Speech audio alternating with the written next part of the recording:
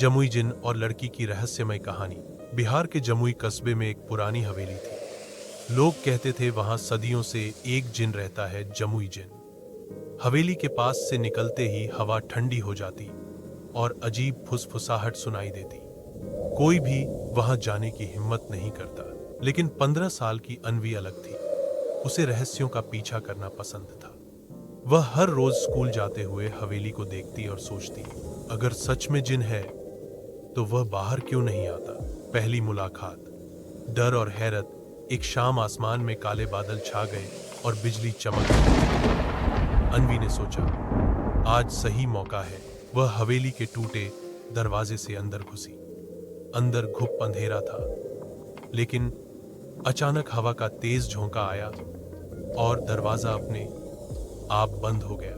तभी एक भारी आवाज गूंजी, कौन घुस आया मेरी हवेली में। अंधेरे से लंबा चौड़ा जिन निकला। उसकी आंखें लाल थीं और हाथ में सुनहरी जंजीर थी। अनवी का दिल धड़कने लगा, पर उसने हिम्मत करके कहा, मैं अनवी हूं, मुझे आपसे डर नहीं लगता।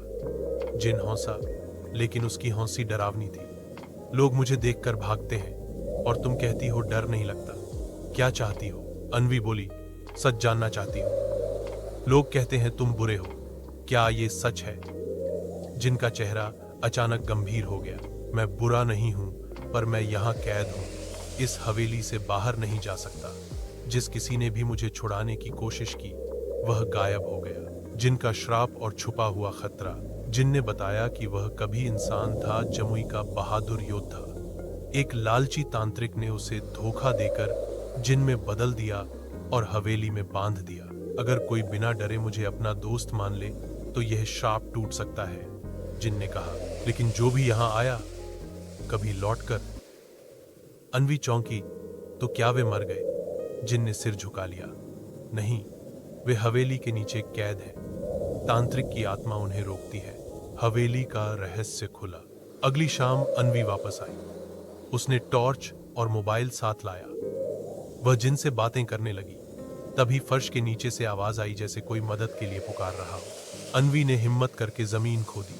वहां एक गुप्त सुरंग निकली। जैसे ही वह नीचे गई, एक ठंडी हवा और डरावनी हौंसी सुनाई दी। तुम भी इन्हीं की तरह यहीं रहोगी।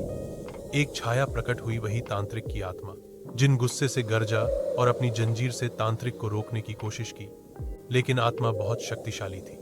उसने अनवी को पकड़ लिया। दोस्ती की परीक्षा। आत्मा बोली, अगर तुम इस जिन को अपना सच्चा दोस्त मानती हो तो इसका हाथ थामो और श्राप साझा करो, वरना हमेशा के लिए यहां कैद हो जाओगी। अनवी ने बिना सोचे जिन का हाथ पकड़ लिया।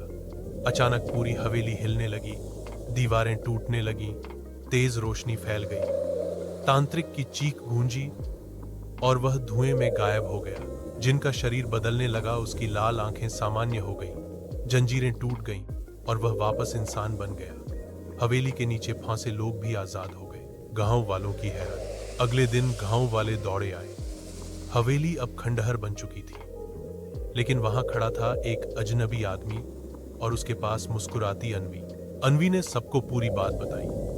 गांव वाले पहले तो डरे, लेकिन जब उन्होंने देखा कि वह आदमी उनके ही पूर्वजों में से एक है, जो सदियों से फंसा था, तो सबने उसका स्वागत किया।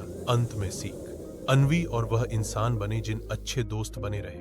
उसने अनवी से कहा, अगर तुम डरती तो मैं हमेशा के लिए कैद रहता। अनवी हंसकर बोली,